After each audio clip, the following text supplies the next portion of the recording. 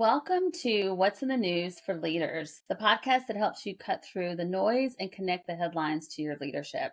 I'm your host, Andora Hinton, CEO of Willow North Growth Partners, and I am so excited to announce that we are kicking off season 5. This is our 51st episode, which I cannot believe. And so we are so very excited to introduce our guest today and focus on our topics. But first, as you all know, here at Willow North, we bring you bold insights, real conversations, and just practical takeaways to really help you lead with clarity, connection, and purpose in our very fast changing world. Today's conversation is something that I'm really excited to talk about because it's about the importance of values and empathy. These are two forces that shape how leaders show up, how they make decisions, and influence the culture around them. In a world full of pressure and complexity, they aren't just nice to haves, they're non-negotiables. It seems to be that is the way that we're going these days is empathy is the key thing. My guest is Stephanie Klein, who is a leadership consultant who brings powerful perspective on how leaders can stay rooted in their values while also leading with empathy. So I am excited to get right to it. Stephanie, thank you so much for joining. Well, I've been so excited for this conversation. Gosh, since we set it up, and it feels like months ago, but I know it does. I'm so excited to be here and chat with you today. I always love our conversations. Me too. I feel like our audience does not know this, Stephanie, but when Stephanie and I come together, we just have such great conversations and they go in all different we ebb and flow and ebb and flow. So many topics that come across. So I'm excited that this topic came across. But Stephanie, before we really get into it, share just a little bit about yourself and who you are. A leadership consultant. I am based in the Triangle of North Carolina, specifically out in Chatham County. So we are in a heavy growth period out here in Chatham County. And what I do is support business owners and leaders in their fields.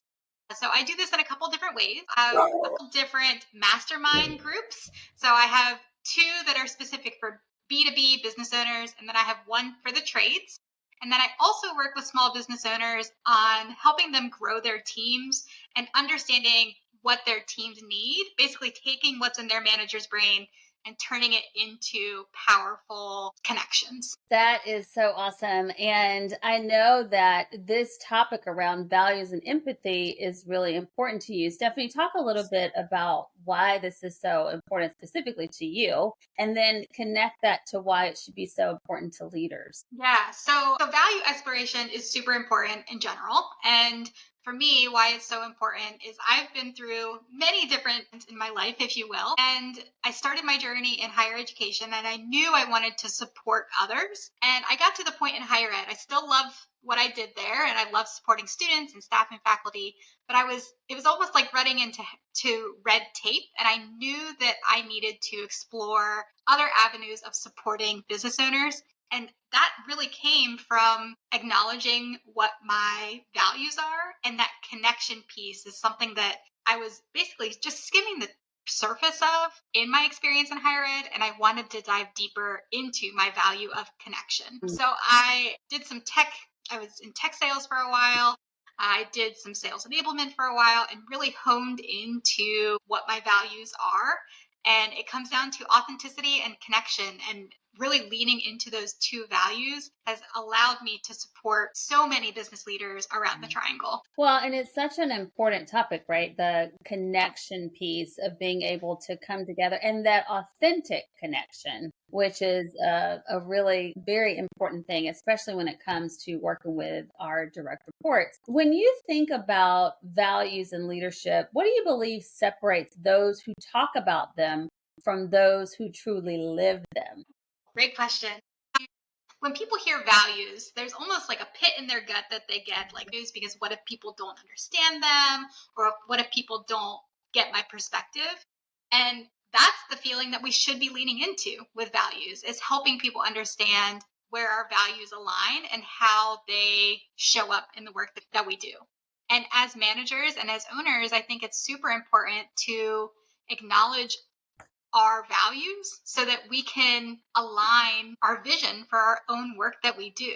And if we're not showing up authentically, right, in our values, how can we help our people show up as who they are too, right? And I think that's You could talk about values all day, but if you're not living your values, if you're not showing people that it's okay to live in your values, then why would your team think that they are able to do that work too, if that makes Yeah, sense? it makes total sense. Well, one of the things that, so we have a program called Mindful Leadership. And one of the Yeah. things that is connected to that is exactly what you're talking about around values, because we all have our own personal values, whether it be integrity or honesty or flexibility or whatever it is, but something that's really personal to us. And we get some kind of feeling when it feels like something is interrupting or disturbing my values. And so when we get into the workplace, we still have values. I don't know that we pay attention to it as much in the workplace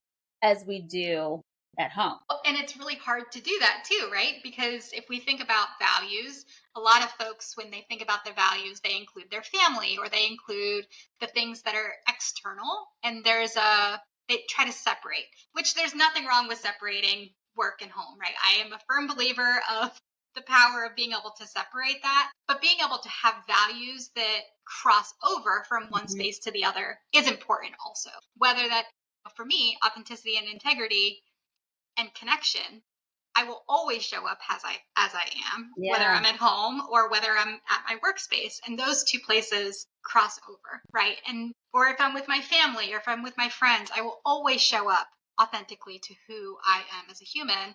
And there are some values we can live in one space and live in another, but having those values that cross over are important as well. They are so important. Though having those values actually helps us to become better at work Yeah. because Yeah. we're carrying those values with us. I love that. Exactly. Stephanie, why do you think empathy is often misunderstood in leadership? We talked about empathy a lot. So a lot of people will say, I lack empathy and that's just who I am. I don't know if I'll be able to learn it. But empathy is a skill. So we certainly can grow and become better in that space. But why do you think empathy is often misunderstood? And how can leaders move past that misconception that it's actually a soft skill? Like you actually can learn it. It is. Yeah. So I do think that empathy could make folks feel soft, right? And that it's not something that they think is needed in a manager or a leadership role. And I would push back and say it's the exact opposite, right? And what I talk to managers about is, if you have, I'll give an example. So let's say they have a dog who recently got sick, and their employee had to take their dog to the vet, right?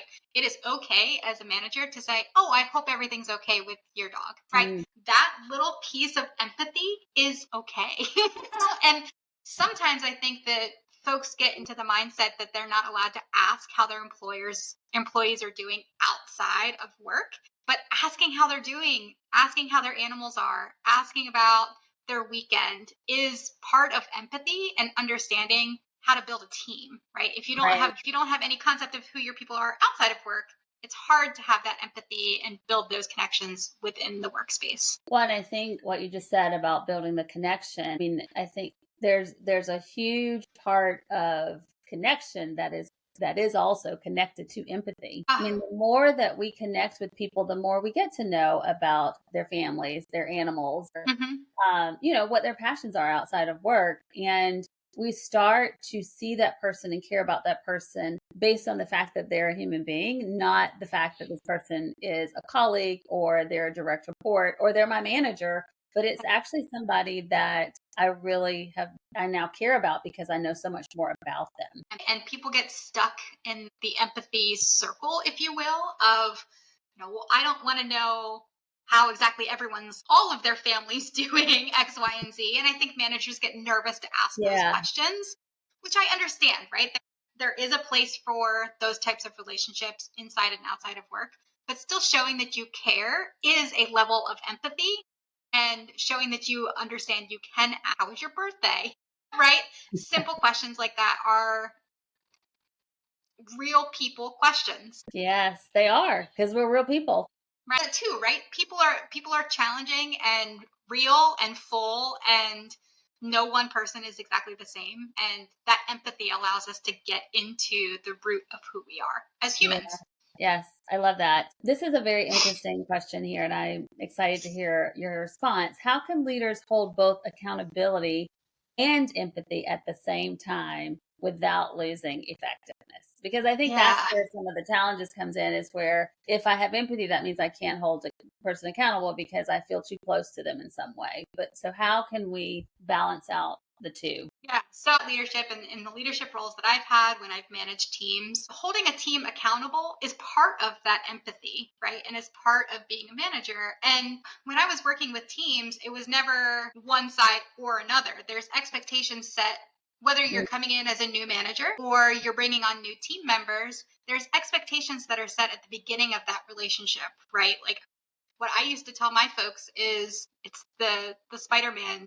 If there's great power, or with great power comes great responsibility. And I Yeah. hold that very true Ah, of I'm going to hold you accountable, but also I want you to hold me accountable. And that to me is a huge part of empathy and acknowledgement of success within a company. yeah. Both have to have care for each other, and we both have to hold each other accountable for us to succeed. That's a really beautiful thing, and also something that I believe helps to make a team even stronger when, I can have empathy for you, but also hold you accountable. That makes me a really strong leader, that I can do both. But it also helps with going back to what you talked about with authenticity and connection. It helps with authenticity, it helps with connection, and it also helps to build relationships, really strong relationships. For leaders listening right now, what's one practical way that maybe they can begin to align their actions more closely with their values and demonstrate empathy in their everyday moments? How can they So focus on that in the moment every day? yeah. I mean, what I would actually recommend is taking a step back and reevaluating your values. I know that's not an in the moment short process, but if you haven't reevaluated your values since COVID, it's time. It's time to reevaluate your values since COVID. Our whole world has changed since then. So it's really important to do that. But to hold yourself accountable, to show that empathy in every day is simply going into work and talking about the things that you believe in, talking about the values that you hold, and expressing that with your team allows them to have that empathy and you to have that empathy back and forth with them to show values, hold accountable, and be Yes, which makes it just all come together so nicely. I love what you exactly. said about COVID, because I think that could be a whole nother podcast. It's been 5 years. You're right. I think it's important for us to reevaluate. I mean, I'm going to take that to heart, to evaluate our values since COVID, because they probably have changed just a little bit. Yeah, Stephanie, wow. I mean, I think we probably could talk for hours because that's how we are. But I just want to say a special thank you. Such thank good you. nuggets. Perhaps we need to bring you back so we can talk about what happened after COVID, because I'm curious Yeah. about that. So, a huge thank you to Stephanie Klein for bringing her voice and her insight to this conversation. If something in this episode sparked a new perspective, encouraged you to take action, or made you pause and reflect, that's leadership in motion. And if you love this conversation, help us spread the word. Follow us, rate, or share with a leader you admire. Stephanie, if anyone is looking for you to get more information, where might they find you? You can find me on LinkedIn. My tag is Stephanie Klein Connector, I think. You can also find me on my website, kleinleadership.com, and I do a ton of networking. So if you are based in the Raleigh, Durham, Chapel Hill area of the Triangle, you will probably see me around at lots of different networking. Awesome. Awesome. All right. Well, Stephanie, thank you so much. For more leadership tools or to learn how we help organizations build clarity, courage, and collaboration, go to willownorth.com. Until next time, stay curious, stay bold, and keep leading forward. Thank you so much.